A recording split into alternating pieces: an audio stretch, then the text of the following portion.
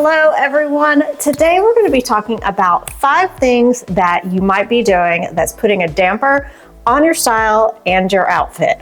All of these things that I'm going to mention are things that I am guilty of myself, and I bet you might be guilty of 1 or 2 as well. So let's find out. Okay, this first one, I know you guys do this. I know you do this. And when I say you, I really mean me, because I learn this lesson at least once every year, and that is getting sucked into YouTube clothing hauls. Most of the time when I'm watching these clothing hauls, the person on the screen looks nothing like me. My body looks nothing like hers.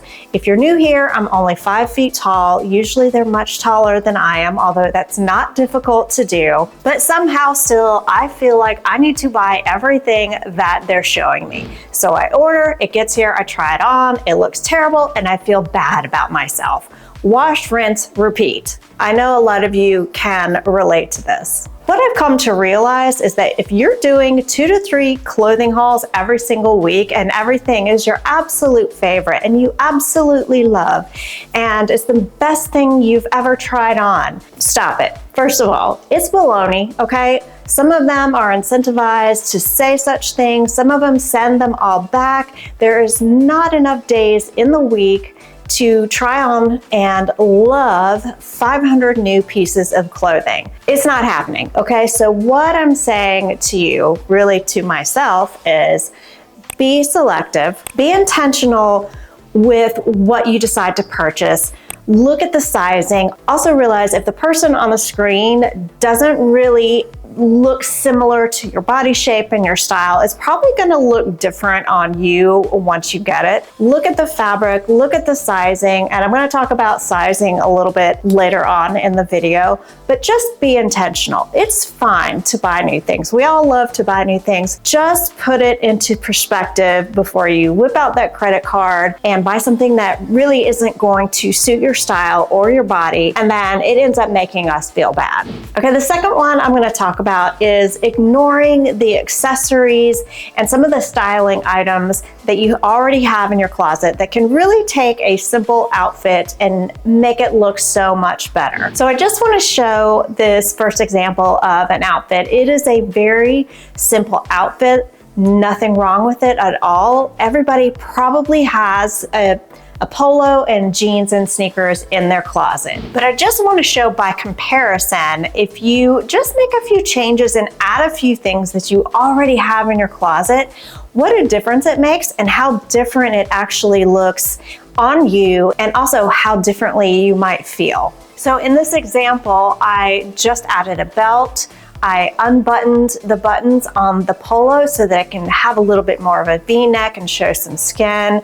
Added some necklaces and jewelry, some bracelets. I also switched out those sneakers for a very comfortable, simple pair of slides.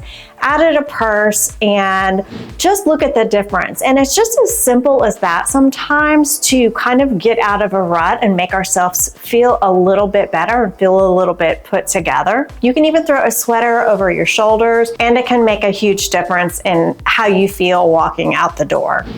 Okay, so this next one is, I think sometimes we, especially as seasons change, that we tend to wear things in our closet that might not necessarily make us feel our best just because they're there, and perhaps it was a purchase that we made on a whim or that we were influenced by. And I have a perfect example of this last year. I had purchased several pairs of denim shorts. I was trying to convince myself that I really did like them. And then as the warmer months are coming around and I'm looking in my closet to kind of see what I can pull from last year, I pulled out these shorts. And sometimes it's easier to just, as the seasons change, just to take one category of clothing and really assess how it makes you feel, and if it's a style and a fabric or what have you that you truly love and feel good in. And so the denim shorts were the very first thing that I kind of came across. And it's not that I don't like denim,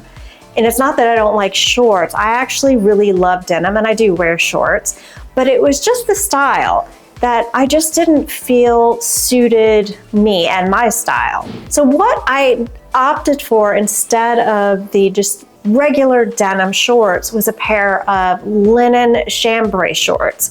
So you still get the feel of denim, but for me and what I like in my personal style, I feel more confident, I feel more put together, and to me it just gives a much more, I know this word is overused a lot, but it gives a more elevated look, in my opinion. And so that's just an example of maybe how you can go through your closet, take one category at a time and really assess how you're feeling about those pieces. Okay, the next one I wanted to point out is that sometimes I think we ignore pieces that we already have in our own closet because we're kind of looking at trends and the next big thing.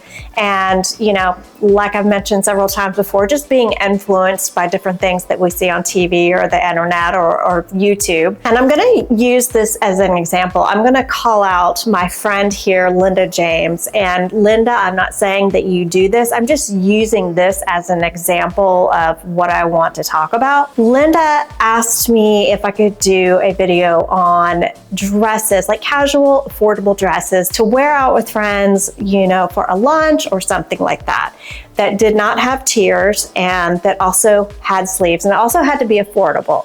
And so those three things, especially if you're petite or short or anything other than an average size, is hard to find. And the tiers are really big right now. You see the tiers in the dresses and the skirts almost everywhere.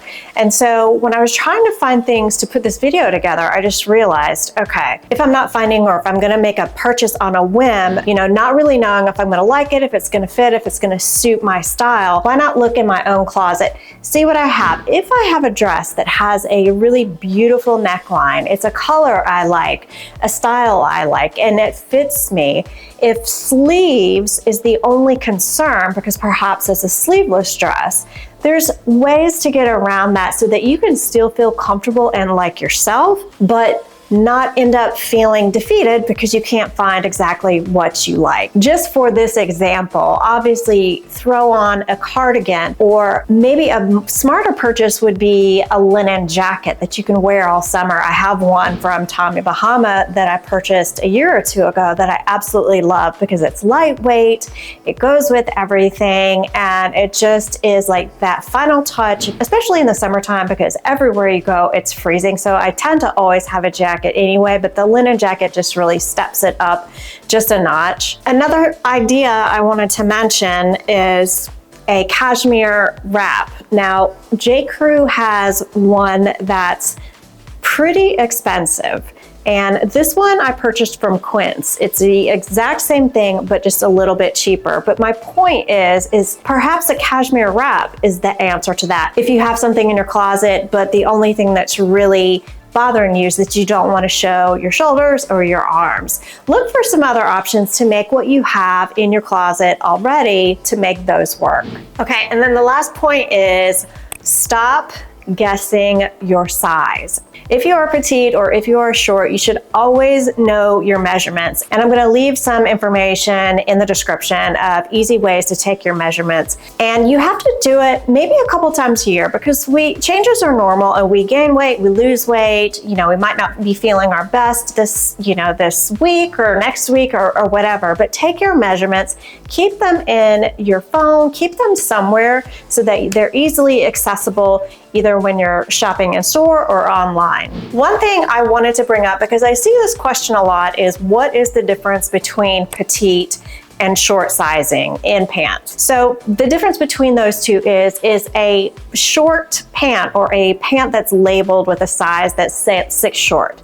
It's generally only going to be shorter in overall length. Whereas if it's a petite size, and this is generally, not all brands go by the same guidelines, and so this is just in general, but generally petite sizes might be shorter in the inseam. They're going to be shorter in the length, obviously. In tops, generally, they're going to be shorter in length. The sleeves might be shorter. The armholes also might be more accommodating for someone who is petite. But getting back to keeping your measurements handy and this is especially for shopping online. I do 99% of my shopping online. These size guides that are online are pretty accurate.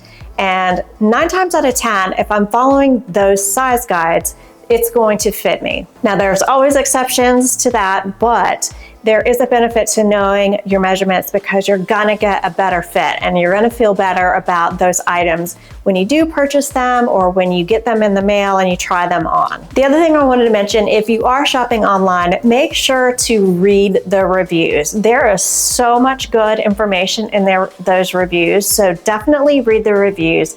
Check the return policy, check the fabrics. All of those things are going to give you a much better idea of how they're gonna fit you, how they're gonna wear, how they're gonna wash, all of those things that's going to help you feel better about your outfit and how you look. And one last thing on that, just wanted to mention some of my favorite stores to shop in, at least right now, because it tends to change from season to season and year to year. Right now, I think Talbot's is killing it. I think Abercrombie is killing it. I think J. Crew Factory and J. Crew are killing it. And those have been my go-tos pretty much for the last 6 months or so. And as I said, it does change and they get new things. And Loft has not been my favorite for quite a while now, but I will leave a list of my favorite stores to shop for petite and short sizes down below so that if you're looking for something and you want some suggestions, you'll have a list of places you can check out. Okay, so were you guilty of any of those? Every single one of those I was guilty of or am guilty of myself. I even did a video last year, this one right here, that where I was influenced and I completely regretted it, and everything I purchased from watching a video I returned. But lesson learned, correct? But I'll learn that lesson again, I guarantee you. Thank you so much for watching. If you're new here, thank you so much for being here. I hope that you subscribe if you like this kind of content. I will see you in the next video, hopefully, and I hope everyone has a great week. Bye.